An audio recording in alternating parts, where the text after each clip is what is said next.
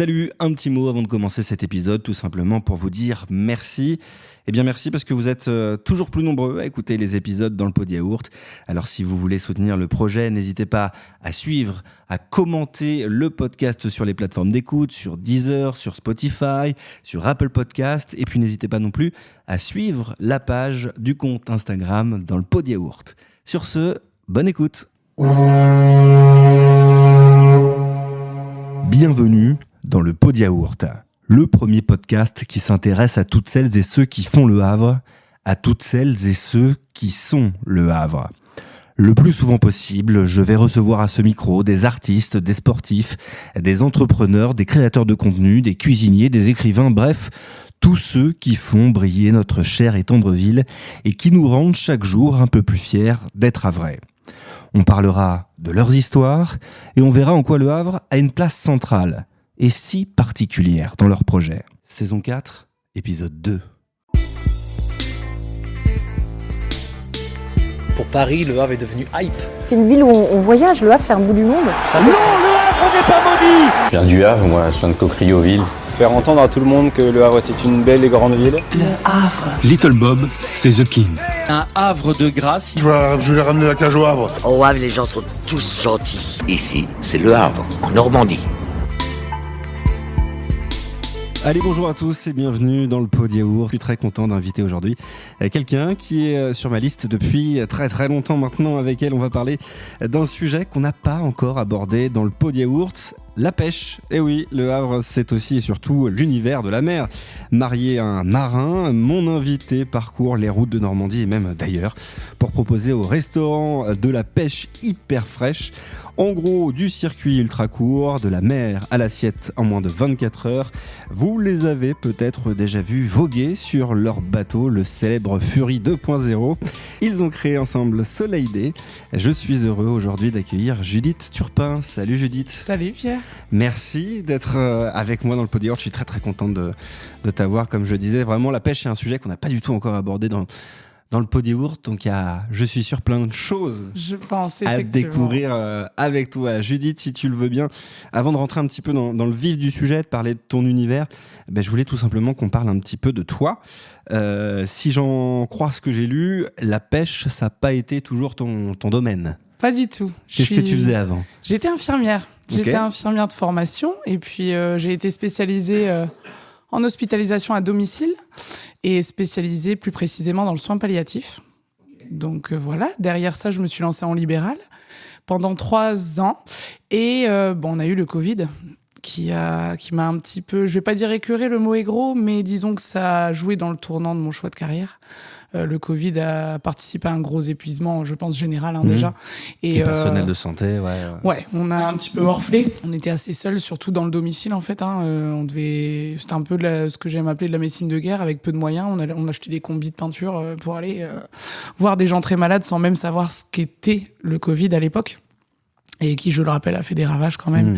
Donc ça, disons que ça a pesé un petit peu dans la balance. Ce serait mentir de dire le contraire, même si je reste une grande amoureuse du soin et qu'il m'arrive de faire des petits extras de temps en temps si on a besoin de moi, notamment sur le Havre. D'accord. Je renfile la blouse, mais ça, c'est un petit kiff perso. C'est le petit kiff perso, histoire de garder un petit peu la passion d'avant. C'est ça. Et ta passion de maintenant ? Ta passion de maintenant, ça a beaucoup changé. On est passé du coq à l'âne. La mer, la pêche, c'était des sujets que tu connaissais avant ? Eh ben pas du tout. Ouais. Pas du tout. Moi, j'étais une terrienne 100%. Une citadine, d'ailleurs. Je vivais à Lille à l'époque. Donc voilà, j'étais vraiment à 1000 lieues du monde de la mer, même si j'ai grandi dans la région du Dunkerquois, là-bas, tout là-haut. Donc j'ai toujours eu un kiff pour la mer, ma foi, pour aller boire un coup, manger une glace, mais à part ça, c'est tout. Et puis j'ai rencontré David. Donc là, gros tournant, lui m'a complètement embarqué dans l'amour du métier, jusqu'à m'embarquer à bord d'un bateau. Et puis là, je me suis rendu compte de ce qui pouvait se passer tous les jours finalement au large de nos côtes. Et qu'on ignore ces gars-là qui vont pêcher tous les jours. Enfin, je trouvais ça lunaire, en fait. Puis on n'en parle pas. Grande épicurienne que je suis, pourtant, j'aime manger le poisson au resto, etc. Mais aucune idée de où ça vient, quoi. Enfin... Et c'est à ce moment-là que tu as le déclic, quand il t'emmène en mer. C'est vraiment, tu te dis, waouh, il y a un univers incroyable. Carrément. Il m'a amené, alors maintenant, c'était en 2022, je dirais, faire une petite marée. Petite marée de... Qu'est-ce que ça veut dire une petite marée ? Alors une petite marée, c'est vraiment, bon, tu pars du port, tu vas pêcher, tu rentres avec le poisson. Donc une marée, on va dire ça peut varier bien sûr, mais entre 10 et 15 heures, on est sur des plages horaires assez importantes. Oui. Et donc mon premier baptême, ça a été ça. Ça a été une première marée au filet en art dormant, parce que tu as plein de techniques de pêche évidemment. Moi, c'était vraiment une petite marée comme ça. Et j'ai halluciné, quoi.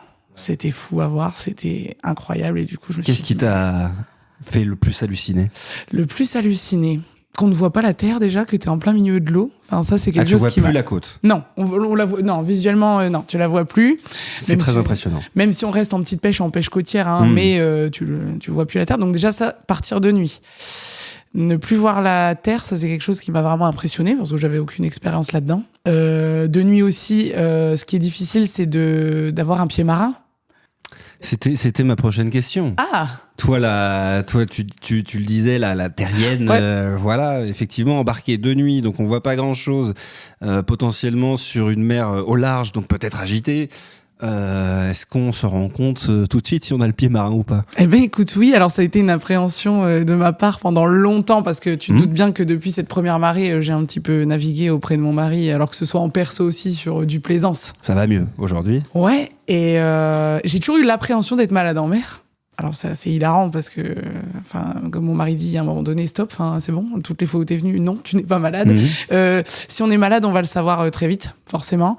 Et donc moi, je touche du bois, je ne l'ai jamais été. Mais effectivement, c'est ton corps qui est en mouvement sans arrêt. Et dans le noir de nuit, quand t'as jamais navigué, c'est pas évident parce que forcément, t'as pas un œil avec un repère qui permet à ton corps tout simplement de tenir en équilibre. Donc je me souviens que ma première marée, je ne tenais pas debout sans me tenir ailleurs. Ça, c'était impossible. Et il y a le mal de terre aussi quand on revient. Quand tu reviens, t'as l'impression que tu tangues encore un peu. Ouais. Le mal de terre, ouais. Et ça lui arrive ça à David, à tous les pêcheurs que tu connais, parfois d'être un peu barbouillé, ouais. Carrément, surtout, on est en Normandie, même ailleurs tu me diras, mais la mer est rarement calme, plate, mer d'huile par chez nous. Surtout, regarde encore cette semaine la météo, quoi. Voilà. Ouais. Donc, il arrive quand même que par gros temps, que ce soit David ou ses matelots, soient barbouillés ou pas trop dans leur assiette, bien sûr. Bien sûr. Pas de panique si vous pensez avoir le mal de mer, sachez qu'il y a des vrais marins qui peuvent aussi avoir parfois le mal de mer. Carrément. Judith, tu parlais de ce déclic que tu as eu en découvrant cet univers. C'est aussi à ce moment-là que tu décides de te lancer un petit peu dans cette nouvelle aventure. Comment ça se passe ? Ça, c'est un peu après. Je suis de nature très curieuse. Donc, évidemment, je me suis intéressée sur le métier de terrain. Et puis, le temps faisant, j'ai commencé à m'intéresser un petit peu sur le circuit du poisson. D'un premier côté, avec mon mari, le poisson qui pêche, qu'est-ce qu'il devient ? Qu'est-ce qu'il en gagne ? Comment ça se passe ? J'ai eu ce premier truc-là. Et après, j'ai mon autre côté d'épicurienne, je te disais, où tu vas au resto, tu payes du poisson, ton plat. Donc, tu vois, j'avais deux visions. Sauf que je me suis rendu compte qu'entre mon pêcheur et mon plat au resto, il y avait zéro lien.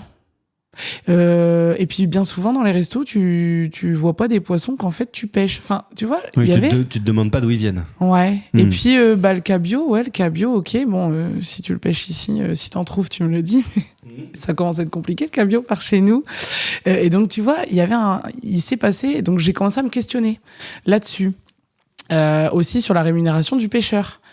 En fait un pêcheur n'a pas son mot à dire sur le prix de son poisson, c'est vendu en criée, point. On t'impose en fait un prix.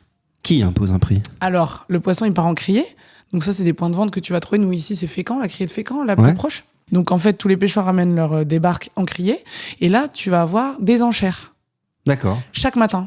C'est des ventes qui se passent très tôt le matin, du lundi au vendredi en général.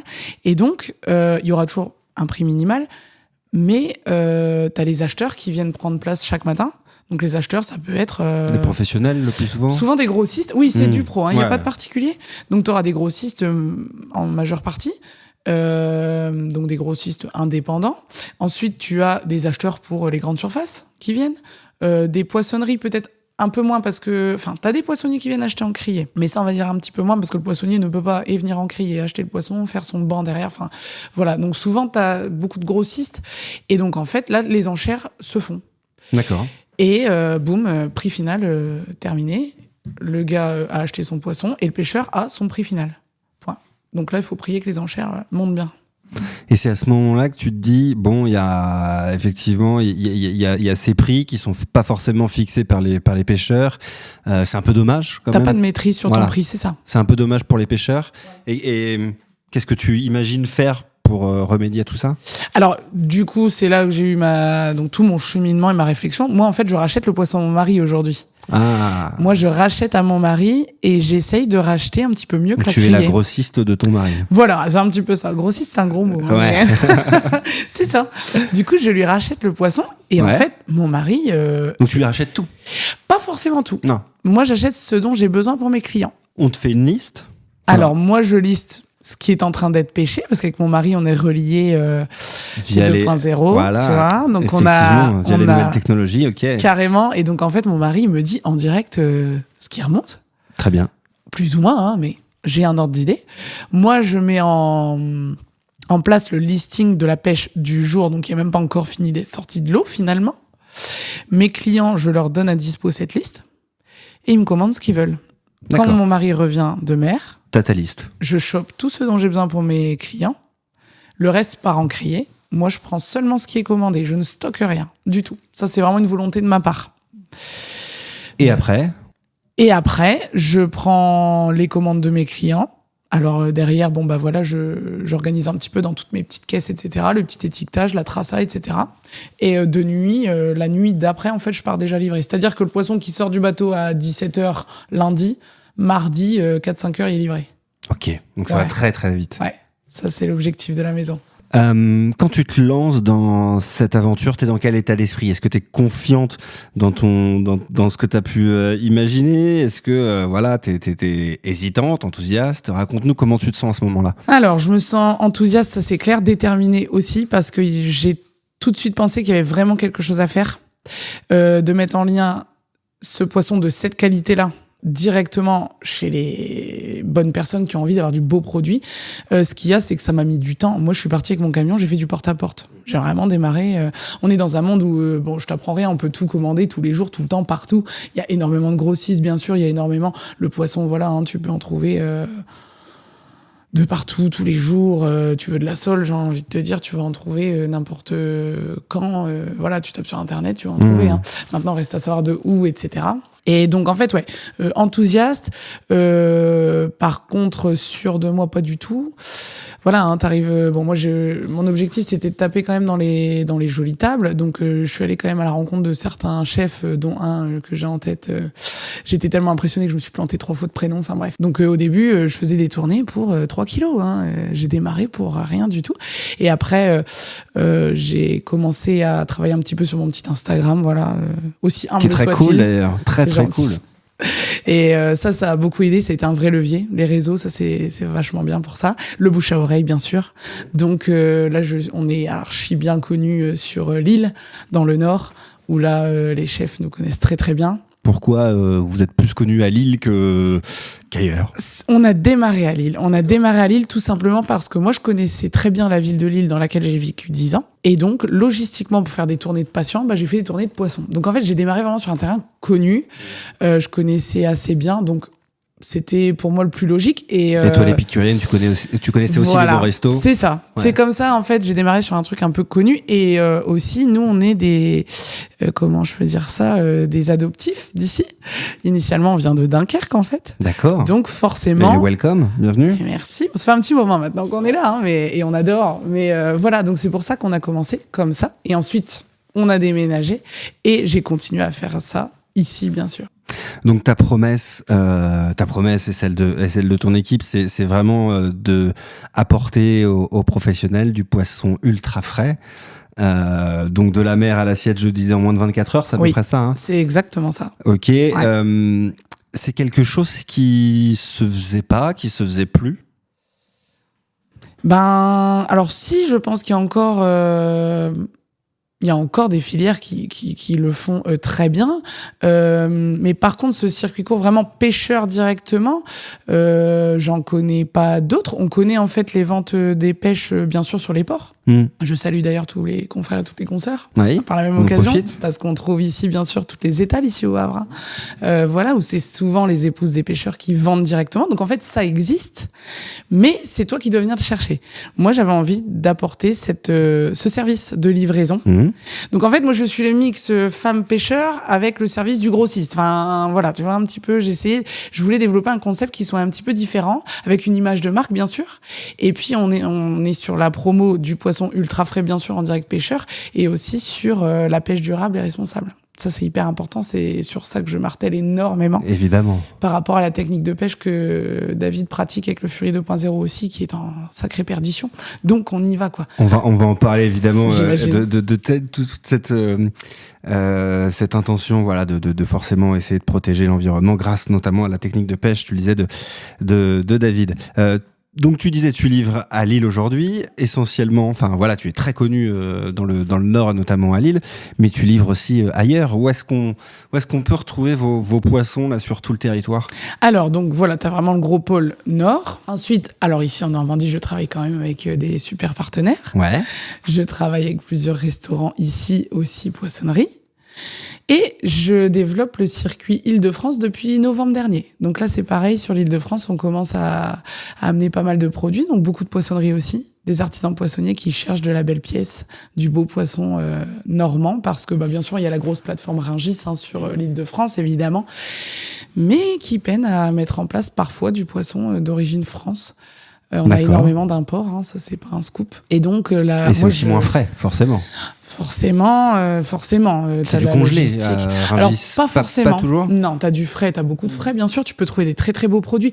Mais la force des choses, évidemment, si ça vient de Norvège, il y a un petit peu de route, tout simplement. Oui. Après, tout dépend aussi des navires d'où ça vient. T'as des navires qui partent à la semaine.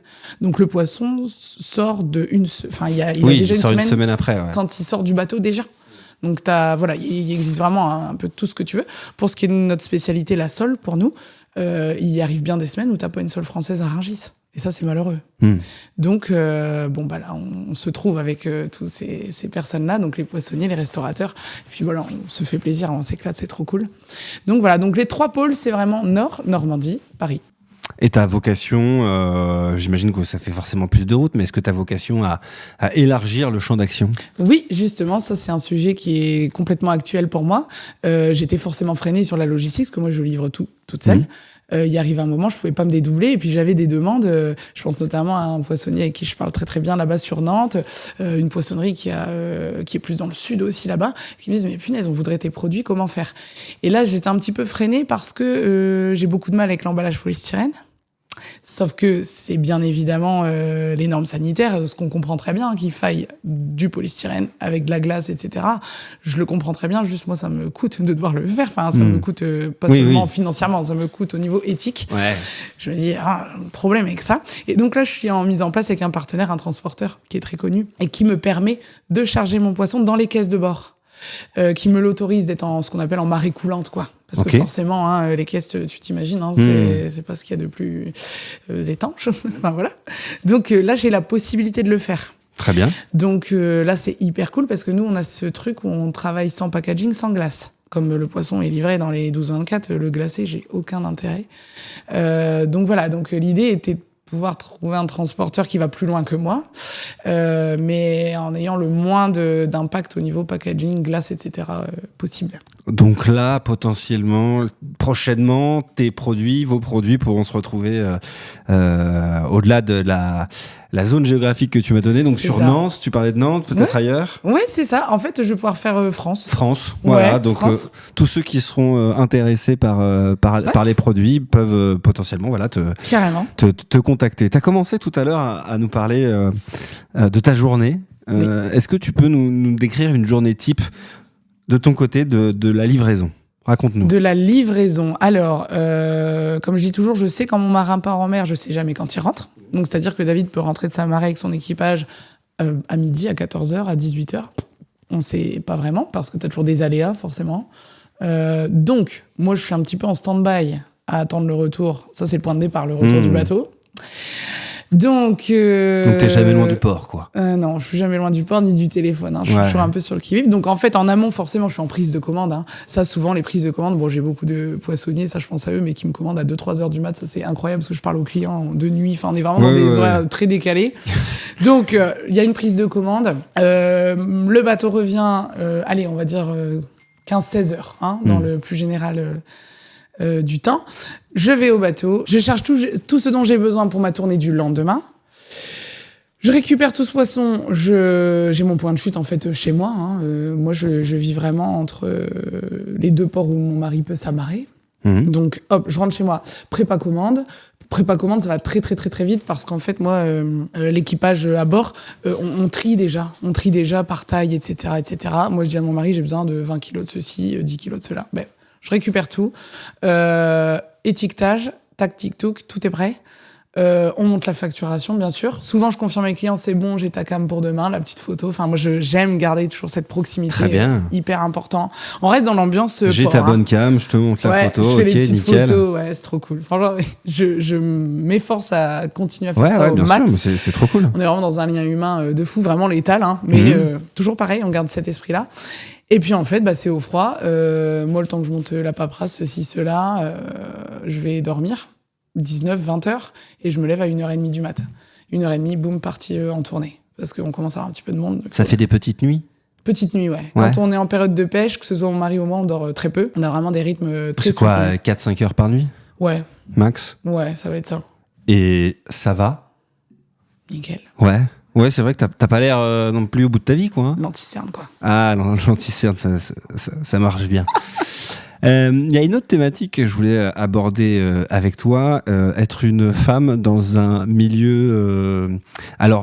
moi qui ne connais rien à la pêche, j'imagine que c'est un milieu plutôt masculin. Ça l'est. Ça l'est, d'accord. Donc être une femme dans un milieu plutôt masculin, est-ce que ça a été facile de faire ta place? Est-ce que, raconte-nous un peu comment ça a marché tout ça? Alors pas du tout. Moi je trouve pas que c'est quelque chose qui soit facile. Effectivement c'est un monde très masculin, même si pareil je fais coucou aux quelques pêcheuses que je connais et qui ont tout mon respect. Mais bien sûr 95% ce sont des hommes. Donc s'immiscer dans ce monde-là en tant que femme, aussi le marin-pêcheur, moi je trouve, comment je peux dire, c'est des marins. Donc, ils ont du caractère, quoi. On va pas se mentir. En général, ils ont un bon gros caractère. On est sur des hommes qui ont des énormes journées, etc. Donc, en fait, derrière, faut être efficace, quoi. La féminité, on la met un petit peu de côté, entre guillemets. Je sais pas si j'emploie les bons mots, mais...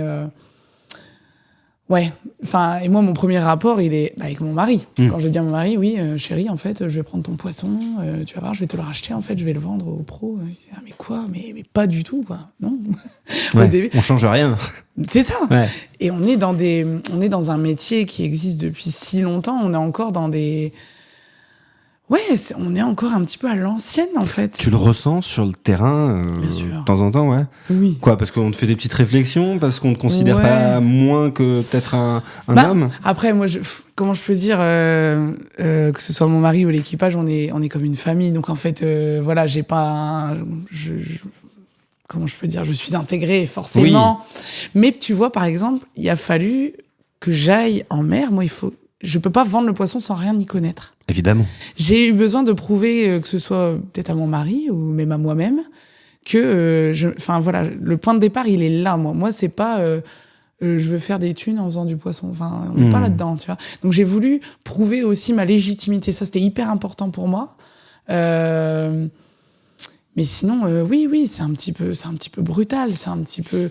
Tu vois, j'arrive au bateau, je suis pas là, je vais me casser un ongle. Non, je prends les caisses, il y a 20 kilos, il y a 30 kilos, je m'en fous, on y va, on les porte, quoi. Donc j'ai aussi ce truc-là. Enfin, il faut... Ouais. Je sais pas si tu vois un peu ce que je veux dire. Mais effectivement, non, ce n'est pas chose simple.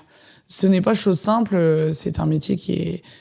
Oui, voilà, c'est les bonhommes qui sont là et... Faut être accroché, quoi. Et tu parlais des collègues pêcheuses. Ouais. Est-ce qu'il y en a de plus en plus? Est-ce que Qu'est-ce que tu vois sur le terrain? J'en connais que 2. Alors ici, j'en connais pas du tout, en tout cas. J'en connais 2. Qui sont des copines forcément que je vénère, voilà. Le poisson rapproche. Ah ouais, carrément. Et elles travaillent toutes 2 avec leur conjoint. Ouais. Voilà, donc en couple, ce qui n'est pas chose simple non plus. Évidemment, bah c'est un sujet qu'on va forcément aborder tout à l'heure. Judith, qu'est-ce qui te plaît concrètement dans ton métier? Ce qui me plaît, alors déjà de mettre vraiment ce lien entre la mer et la terre, ça vraiment c'est mon kiff suprême. Parce que c'est archi magique. En fait, la clientèle qu'on a vit au rythme du bateau. Il y a vraiment un truc qui se crée. Enfin, on a une relation client qui est dingue parce qu'on a vraiment un côté humain qui est dingue, que j'aurais même pas... je m'en serais même pas vraiment douté, finalement. Tu vois, je vous vends du poisson. Et en fait, mais c'est plus que ça. Il y a vraiment une histoire. Les clients savent l'équipage, Dave, machin. Enfin, tu vois, il y a vraiment tout un lien qui s'est créé. De toute façon, toi qui viens du social, voilà. T'avais peut-être besoin d'entretenir en fait, le lien humain. Mon côté infirmier s'est greffé au... Tu vois, ça a fait un mélange. Et on a vraiment cette humanité qui est dingue, où les gens se... Enfin, on a des clients qui sont venus nous voir à bord, quoi. De Paris, ils sont venus nous voir au bateau. Les gens viennent nous rencontrer. Et ça, je trouve ça incroyable, cette proximité-là qu'on a finalement oubliée parce que le gars commande son poisson, voilà, c'est un catalogue, tiens, boum, le livreur vient, ça livre, vas-y, il se passe rien. Que là, il y a vraiment, enfin, tu vois, il n'y a pas de chichi, il n'y a pas de... C'est vraiment l'humain. L'humain, la vraie histoire. Comme là, mes clients m'écrivent, Jude, tu viens cette semaine? Bah non, là, c'est les Grandes Marées, on redémarre samedi. Ah, ok, ça marche. Et Dave, ça va? Et l'équipage, ça va? Oh, punaise, il y a un mauvais temps. Ça va, les gars, en mer? Tu vois, tout ça. Ouais, c'est on magique. se préoccupe de ce que vous faites, quoi. C'est un truc de fou. Et vice-versa, bien sûr. Ouais. Parce que quand je vais livrer, il y a toujours la petite tasse de café, on parle toujours 2 minutes. Bon, et toi, ça donne quoi le business cette semaine? Enfin, tu vois, il y a un échange de dingue. Et ça, c'est magique. Et sans ça, pour toi, ce serait compliqué de faire ce métier? Oh bah, vendre pour vendre, ça m'intéresse pas du tout. Oh non, ça c'est... Alors même si, voilà, je mets corps et âme à vouloir vendre ce produit sublime, même si, comme je dis, je le présente et en fait, le produit parle de lui-même. Enfin, ça, voilà. J'ai jamais dû faire de grands laïus pour convaincre de la fraîcheur de ce qu'on fait. Mais ça m'apporte énormément, ouais. Et même David s'y prend au jeu maintenant. Parce que t'as aussi donc le côté humain et les acheteurs savent d'où ça vient, mais nous, on sait ce que ça devient. Ouais. Et on a aussi les photos des assiettes à la fin, les étals des poissonniers avec, ils sont hyper fiers, le gros panneau Fury 2.0, nanan. Enfin, en fait, la boucle est bouclée. Les clients qui viennent chez le poissonnier ou chez le restaurateur, c'est les soldes du Fury. Enfin, tu vois, non, mais c'est magique, quoi. C'est un truc de fou. Et est-ce que tu as eu des retours de particuliers justement, qui ont vu ce que vous faisiez sur les réseaux, qui ont vu vos pancartes dans les restos, voilà, qui ont envie de s'intéresser à ce que vous faites et peut-être s'intéresser à vos produits pour aller directement les chercher en sortie de mer. Hein. On a de plus en plus de demandes des particuliers. Alors moi, j'ai pas axé la vente sur le particulier tout simplement parce que j'ai que 2 bras, 2 jambes et puis je pouvais pas tout faire. Moi, j'ai pas de boutique. Hein. Donc pour l'instant, sur les pros, on est bien rodé et j'ai de plus en plus de demandes de particuliers et je cherche forcément une solution pour pouvoir répondre à la demande. Ouais. Répondre à la demande tout simplement. Et donc là, pareil, on est en mise en place avec un partenaire, donc là je croise les doigts, un partenaire qui met en lien les producteurs artisans avec une plateforme de vente sur Internet avec un système de livraison derrière. Et donc là, l'Amazon du poisson. Ouais, ce serait un peu ça. Trop cool. Ouais. Donc en fait, le particulier pour aller sur ce site, là, commander, voir ce qu'il y a et voilà, et commander et puis basta, il reçoit derrière. Ça, j'avais commencé à le faire sur notre site à nous qui est en maintenance pour l'instant, mais c'est juste que je pouvais pas tout faire, je voulais pas m'étaler. J'ai dit non, tu fais d'abord tes pros correctement. On est quand même là-dessus pour l'instant. J'avais peur, en fait, après, de me noyer un peu dans tout ça, parce qu'il y a du taf, quoi. Donc là, voilà, on est sur cette passerelle où on est bien ancré, on commence à maîtriser son sujet, mais pour grandir, grossir, il me faut plus d'outils, forcément, et plus d'aide, quoi. Tu vois, comme là, la plateforme, là, ce serait vraiment idéal pour pouvoir mettre en lien le particulier avec nous, et en ayant quelqu'un entre deux qui peut gérer s'il y a un colis perdu, voilà, tu vois. Bon, en tout cas, c'est des beaux projets. Ouais. On parlait des particuliers qui s'intéressent à ce que vous faites. Est-ce que il y a des particuliers qui viennent vous rendre visite quand vous êtes au port, quand ça décharge, voilà, qui s'intéressent à ce que vous faites, qui vous posent des questions, qui veulent visiter le bateau? Carrément. Ouais. Sur les débarques de pêche, on a beaucoup de bateaux qui s'arrêtent, qui prennent en photo. Ça intéresse énormément. Toujours la petite question, la pêche a été bonne. Évidemment. Souvent des waouh, parce que c'est vrai que c'est toujours magnifique. Enfin, même moi, je vois des barques tous les jours et tous les jours, j'ai les yeux comme une gosse émerveillée. Enfin, je trouve ça magnifique. Donc, on a énormément de gens qui s'arrêtent, qui posent des questions, qui nous demandent. Carrément. Alors, est-ce que ça a toujours été comme ça? Peut-être que David, on l'embrasse, pourrait répondre plutôt à cette question, le timide. Je démords pas, je l'aurai un jour. Hein, David, je t'aurai. Est-ce que c'est un intérêt qui je sais pas, est récent, ou alors il a toujours lui senti ça vraiment une fascination de tout le monde à peu près pour ce métier, quoi? Je pense qu'il y a toujours eu cette curiosité en retour au port là. Ça, je pense. Est-ce qu'il y a une période, on est dans une époque peut-être où on avait fort déconnecté avec tout ça, peut-être aussi. On est beaucoup derrière les écrans. C'était le sens de ma question. Ouais. On est peut-être plus vers un retour de la fascination des artisans. Carrément, dans le retour au vrai. Au vrai. Ouais, je suis d'accord avec toi là-dessus. J'ai l'impression qu'on a plus de fascination aujourd'hui pour les boulangers, pour les poissonniers, pour voilà, tous ces gens on qui... le voyait plus, je pense. On voyait plus ces métiers-là. Parce qu'on est dans une société quand même où on est... les métiers manuels, etc., c'est pas très à la mode, quoi. Soyons clairs. Donc, comme tu dis, l'artisan boulanger, l'artisan boucher, le poissonnier... Aujourd'hui, tu cliques sur le drive, tu te fais livrer tes courses. Donc, et puis, comme toi, comme David, il y a aussi plein d'artisans qui mettent hyper bien leur travail en valeur grâce notamment aux réseaux sociaux. C'est peut-être ça aussi qui explique un retour de l'intérêt général vers ces métiers. Fascinant. Là, c'est justement ce que tu viens de dire. Ça, c'était aussi c'est un de mes grands combats. C'est d'utiliser ce qui est à la mode, ce qui est cool aujourd'hui, donc les réseaux, et de rendre ce vieux métier peu sexy, justement. Enfin, tu vois, je dis toujours, vieux métier du monde. Je veux rendre sexy le poisson. Je dis tout le temps ça. Mais parce que je veux vraiment le mettre en avant, parce que c'est si beau, mais on le voit pas. On voit les pêcheurs, pourquoi aux infos? Parce qu'ils font grève, parce que c'est toujours pour des mauvaises raisons. Je trouve que c'est pas du tout mis en valeur. Jamais. Du coup, ça, c'était à mon humble niveau, mais de faire un Instagram un peu stylé, avec les matelots qui sont là, qui dansent, machin, qui sourient, avec une musique tendance. Ouais, c'est ça le but, d'essayer de connecter ces deux mondes-là, en fait. Écoute, tu te fais très bien, encore une fois, parce que ton Insta est vraiment stylé, et c'est moi comme ça que je t'ai découvert. Trop donc on a commencé à se parler via Insta, donc vraiment très cool de suivre en tout cas vos aventures. Merci. On parle de David depuis tout à l'heure. Mais on n'est pas rentré non plus dans le vif du sujet. Mais qui c'est, David? Tu nous as dit ton mari. Est-ce que tu peux nous le présenter un petit peu? Alors David, fils de marin-pêcheur, très important. Donc son papa était un grand pêcheur dans le Dunkerquois, du coup, à l'époque, il y a 20 ans maintenant. Donc David est baigné là-dedans depuis son plus jeune âge. C'est un amoureux de la mer, ça c'est clair et net. Il a fait son lycée maritime à Boulogne-sur-Mer, le Portel. Et il est devenu le plus jeune armateur de France. À 18 ans, il avait son premier navire. Ok. Voilà, donc David a toujours été déterminé à être patron pêcheur.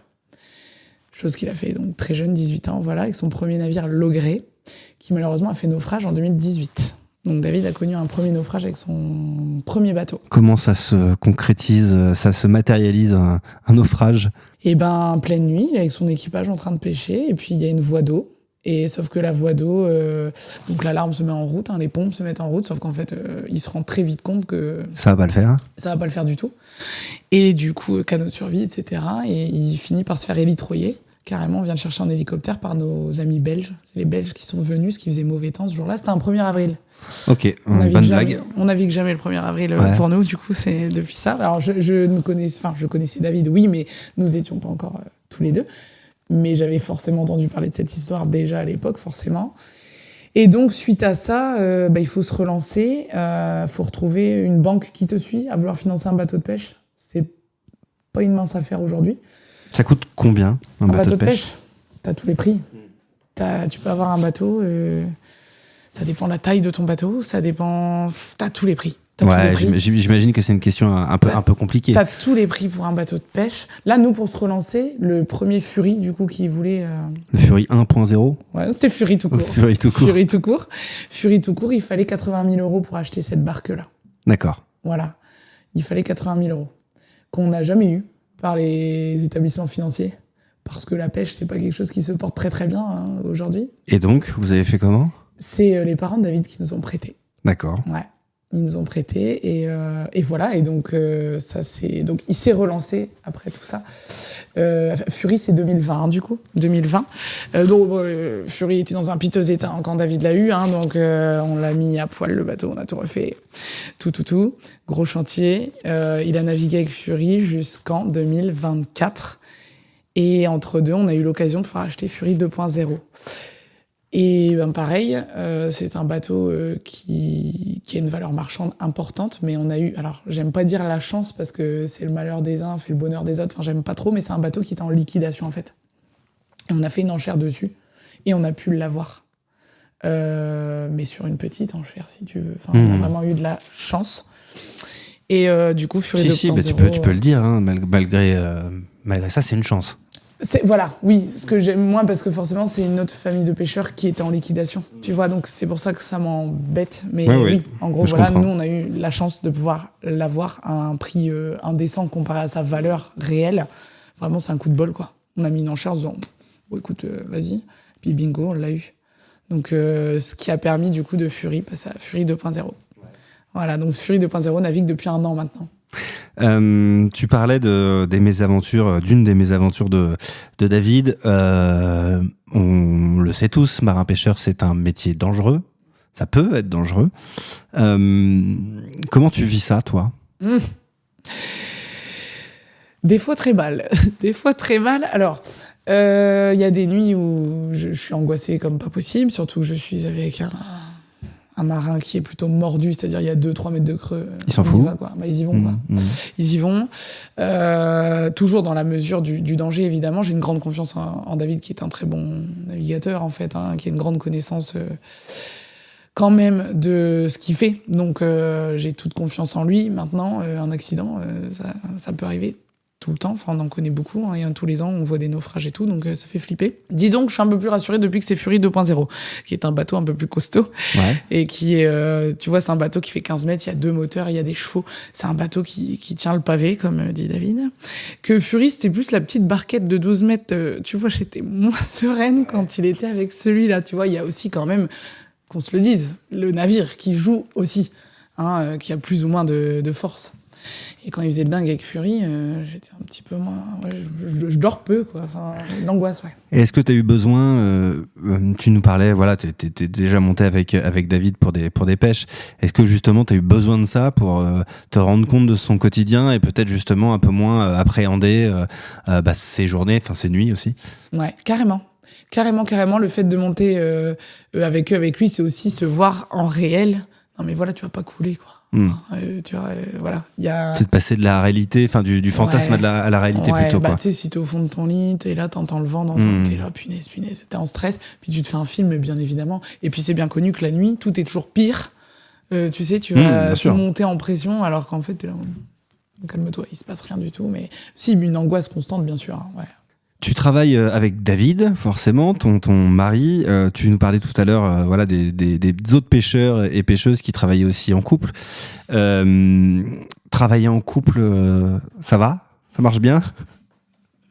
Ça dépend. Ça peut autant te rapprocher que t'éloigner, en fait. Bien sûr, on se prend la tête. Il me faut 10 kilos de sol 1. Ouais. J'en ai 9. Et puis, tu sais, j'ai pas repesé, j'ai pas revérifié. Je vais péter un câble. Voilà, la chiante. Tu m'as mis 9 kilos, je t'avais dit 10.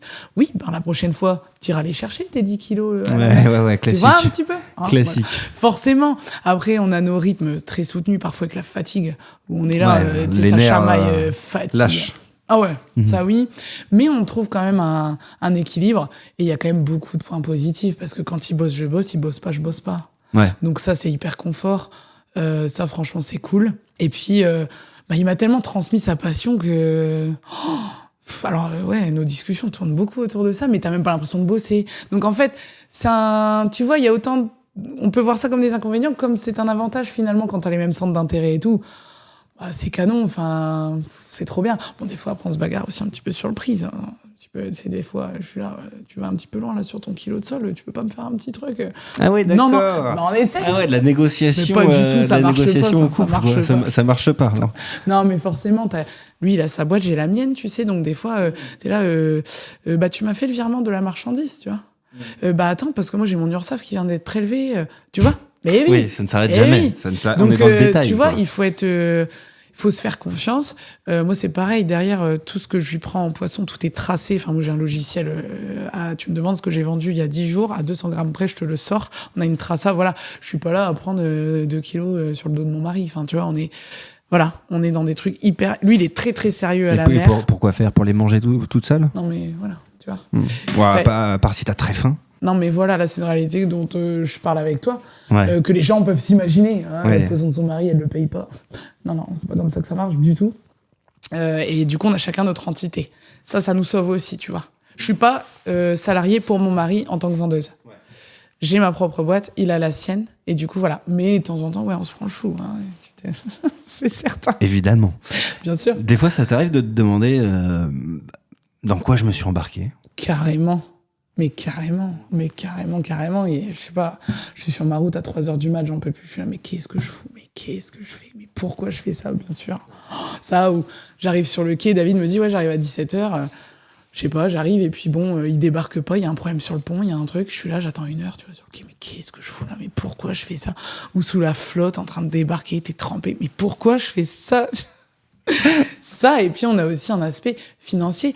Aujourd'hui, je commence à me rémunérer qu'un peu au bout de 3 ans, quasiment. Forcément. J'ai monté une entité, j'ai un prêt financier pour mon matériel. Enfin, en fait, voilà. En tant qu'infirmière, je travaillais beaucoup. 2 ans et demi, c'est long. Bien sûr. Carrément. Et ça aussi, ça nous crée des tensions. Bah, bien sûr. T'es là, mais putain, tu vois. Oui, mais moi, l'objectif, c'est d'abord de payer le bateau, les gars. Ça, c'est l'objectif. Moi, derrière, si je marge à 2 balles, c'est mon problème, ça. Et du coup, il faut un peu de quantité quand tu fais très peu de marge. Mais il est là, l'objectif. Moi, le but, c'est de mettre du poisson au prix juste. C'est pas je leur achète 20 balles, je leur vends à 45. Non. Le but, c'est ça aussi, c'est de faire les vrais cours. Si mon mari il pêche 50 kilos, c'est pas la même que s'il pêche 500 kilos. On est sur des cours réels. On est vraiment sur l'authentique du truc. Mais quand tu triches pas, c'est long. Tu vois, on n'est qu'un bateau, donc avec les marges que moi je fais, je peux faire de la quantité pour commencer à me dégager un salaire, bien sûr. Et puis bon, on est en France, on connaît très bien le poids de nos charges, c'est comme ça. Donc, voilà. Donc, ça peut arriver. Je me demande des fois qu'est-ce que je fous. Pour parler concrètement de poissons, tout simplement, Judith, qu'est-ce qu'on pêche au large du Havre, de Fécamp, d'Étretat? Alors, je vais parler de ce que je sais, moi, bien sûr. On pêche plein de choses, bien évidemment. On est dans le pays de la coquille Saint-Jacques. On est en plein dedans. C'est quoi, c'est la saison, là? Là, c'est pleine saison de la coquille. Ouais, bien sûr, ça a ouvert il y a peu. Donc ça, c'est ce qu'on trouve, bien sûr. Ça, c'est l'emblème de la Normandie, la coquille Saint-Jacques. Chose que nous ne faisons pas du tout, du coup. Nous, on est spécialisés sur la cueillette de la sole. Ça, c'est vraiment notre produit phare. Donc, nous, on est ciblé là-dessus. Chaque bateau a toujours une cible de pêche, évidemment. Donc, nous, la sole, mais t'as aussi la pêche accessoire. C'est pas parce que nos filets sont conçus plus ou moins pour ce poisson-là que tu pêches rien d'autre. Donc, ici, tu vas retrouver énormément de roussettes, d'émissoles. Tu vas retrouver de la raie bouclée. Tu vas retrouver du taco, du rouge et grondin, quelques petits barbets, rouge et barbés. Tu vas trouver du maquereau, bien sûr. Tu vas trouver... qu'est-ce qu'on a encore par chez nous? Du bar, bien évidemment. On peut avoir quelques homards qui se coincent dans nos filets aussi. Okay. Après, c'est de la pêche au casier quand tu la cibles. Mais on a des homards l'été, on en a souvent qui se coincent dedans. De la sèche, tu peux avoir. Voilà, pour faire un petit pêle-mêle, c'est un petit peu ça. Est-ce que c'est une région connue pour ses poissons, pour ses bons poissons? Oui, la Normandie, oui, quand même. Hein. Même si la Saint-Jacques reste... le produit phare. La grande star, bien sûr. Mais si, en Normandie, on a quand même de très beaux arrivages en poisson, bien sûr. Hein. Ah oui. Tu nous parlais de la coquille Saint-Jacques, mais on est en ce moment octobre, bientôt novembre. Qu'est-ce qu'on pourra pêcher à ce moment-là de l'année? Qu'est-ce qu'on pourra avoir dans nos assiettes de particulier pour cette saison? Mis à part la Saint-Jacques? Ouais. La sole, bien évidemment. La sole, Pierre, bah bien oui. évidemment. C'est ta spécialité, non, en plus? Tout à fait. Évidemment. Tout à fait. La sole, là, on va arriver dans une saison qui est quand même sympa pour la sole. On va arriver, après tout ce que je t'ai cité si avant, hein, tout ce qui est taco, les ailes de raie, tu vas pouvoir avoir. Après, on travaille là en ce moment, on a un petit peu de barbu parce qu'en fait, c'est pareil, on a des calendriers de saison de poisson. Mais t'as les calendriers, alors qui sont très très bien faits. Et puis t'as aussi le terrain. Tu vois, je sais pas, ce que je peux dire, par exemple, on va dire, là, on est censé avoir plein de sèches. Si on relève 10 kilos de sèche, c'est super, tu vois. Donc, en fait, t'as les calendriers, puis t'as aussi ce que Mère Nature nous offre. Comme je dis toujours, c'est Mère Nature qui décide, tu vois.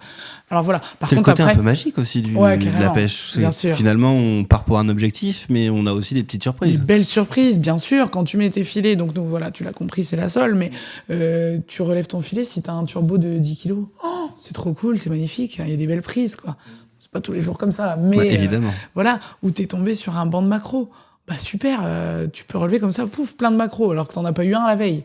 Le mulet, c'est pareil, là on a fait des beaux mulets, des mulets blancs pleine mer, magnifiques, où tu peux tomber sur du bar. Enfin oui, bien sûr, t'as des belles surprises, bien sûr. Judith, aujourd'hui, au Havre, où est-ce qu'on peut retrouver vos poissons? Nous, on les trouve pas en point de vente parce que nous-mêmes, mais tu vas les retrouver dans les restos. Certains restos. Ouais, tu vas les retrouver à la Bise. Ah, chez ma copine Lucie. Ouais, je les adore, c'est nos copains. Ouais. À la Bise, tu retrouveras nos poissons. Tu peux en retrouver au Grand Large. Donc là, pareil, sur la descente de Sainte-Adresse, hein, juste voilà, dans le même coin, dans le secteur. Tu peux en retrouver au Margotte. Chez Gauthier et Marguerite. Tout à fait. C'est que des gens qui sont passés avant toi à ce micro. Voilà, hein. Tu vois. Que des gens cool, carrément. Finalement. Et après, en poissonnerie, tu peux retrouver à la poissonnerie Croissant. Ça, c'est Charles et sa petite famille qui sont sur les marchés, en fait, sur le Havre. Donc là, tu retrouves nos produits là en ce moment, hein, parce que finalement, nous, nos clients prennent, ne prennent pas. Tu vois, là, je te parle à l'instant T, c'est là où tu peux en trouver. Et puis, ça tombe dans un mois, ce sera chez d'autres personnes aussi. Judith, on arrive à la fin de cet épisode. J'avais 2-3 petites dernières questions pour toi. Tu nous expliquais que tu étais en reconversion, enfin, que tu étais déjà bien reconvertie là, aujourd'hui. Est-ce que tu es heureuse, tout simplement? Carrément. Ouais. Bien sûr. Tu regrettes pas? Pas du tout. Pas du tout, pas du tout. Même si des fois tu te demandes ce que tu fous là? Mais bien sûr, parce que ça c'est l'aventure de l'entrepreneuriat en général de toute façon. Et puis voilà, il y a des jours avec et des jours sans évidemment, mais le jeu en vaut la chandelle. Et puis tu vois, encore un moment comme aujourd'hui, c'est trop cool quoi. Ça me permet d'avoir des rencontres incroyables et puis de raconter cette histoire là, ça me plaît, je m'en lasserai jamais quoi. Le métier de pêcheur, on l'a dit, est difficile, mais c'est aussi un beau métier. On sent que voilà, il y a une reconnaissance un peu plus importante ces derniers temps, grâce notamment à ce que vous faites sur les réseaux. Qu'est-ce que tu conseillerais à des jeunes qui veulent se lancer dans cet univers-là? Est-ce que tu les accueilles à bras ouverts? Est-ce que tu leur dis attention, c'est compliqué? Qu'est-ce que tu pourrais leur dire? Ah non, je les accueille à bras ouverts pour continuer justement cette démarche-là de revenir à l'essentiel. Ça me fait penser d'ailleurs, j'ai croisé là il y a très peu de temps des très très jeunes marins pêcheurs première saison qui font 17 ans et ils sont là. Mais je suis là à marteler avec mon Insta en disant mais vas-y avec ton TikTok, filme quoi, vas-y filme dès que tu le peux. Bien sûr. Communiquons autour de ce métier incroyable qui est en perdition quand même quoi. Hein. La pêche artisanale française, c'est hyper dur donc let's go, allez-y, toutes les bonnes initiatives sont à prendre carrément. Judith, on arrive donc à la fin de cet épisode. J'ai une dernière question pour toi. Je finis toujours comme ça avec mes invités avec cette question. Tu me disais que tu n'étais pas du coin. Alors ma dernière question, la voici. Judith, pour toi, Le Havre, ça représente quoi? Ça représente quoi? Le Havre, ça représente, je vais en revenir, mais une des valeurs qui est des plus importantes pour moi, l'humain, parce que je suis arrivée ici sans connaître personne. Et en fait, j'ai réussi à rencontrer des gens qu'on vient de citer ensemble dans mon milieu professionnel, mais qui sont devenus plus, parce qu'on se voit hors travail. Des amis. Des amis. Et en fait, pour moi, Le Havre, c'est ça. Je rencontre des gens incroyables. Et en fait, même si on arrivait seul avec mon mari, on ne l'est plus du tout. Donc, l'humain à fond. La convivialité, l'accueil. Bah écoute, merci beaucoup. Merci beaucoup pour cette discussion honnête et franche avec toi, Judith. Merci à toi. Merci d'être venue derrière ce micro. On embrasse évidemment David. Carrément. Il est sur l'eau, là. Il est sur le bateau, en train de monter un nouveau frigo. Et bah, très bien, on l'embrasse. Bon courage pour monter le nouveau frigo. Et puis, comme tu l'as dit il y a quelques instants, on peut soit vous retrouver dans les restos du coin. Et puis, si on vous voit sur un port, on peut venir vous faire un petit coucou. Il faut venir nous faire un petit coucou, carrément. N'hésitez pas alors à aller rencontrer Judith, David et puis toute leur équipe, qui vous expliqueront ce qu'est le métier de pêcheur avec grande passion. Encore une fois, merci beaucoup Judith. Et puis nous on se retrouve très bientôt dans un nouvel épisode dans le Pot de Yaourt. Ciao.